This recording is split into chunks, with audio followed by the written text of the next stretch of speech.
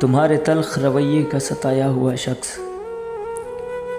कि तुम्हारे तल्ख रवैये का सताया हुआ शख्स घर के हर फर्द से बेकार में लड़ पड़ता है। एक ये दुख है कि वो मेरा नहीं है,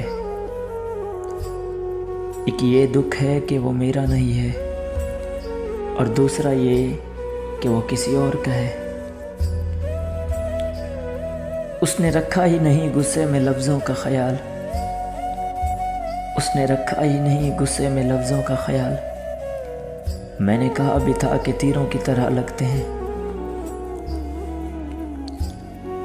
और तो कोई खसारा नहीं हुआ तेरे बाद, और तो कोई खसारा नहीं हुआ तेरे बाद। मैं तेरे बाद फिर खुदा का हो गया। मैंने सफ़र में पहले दिन से तुम्हारी कश्ती में सुराग देखे थे, मगर मैंने तुम्हारे साथ चलने का फ़ैसला किया ये सोचकर कि मोहब्बत मौजज़े करती है, मगर मोहब्बत फ़कत बेवफ़ाई करती है।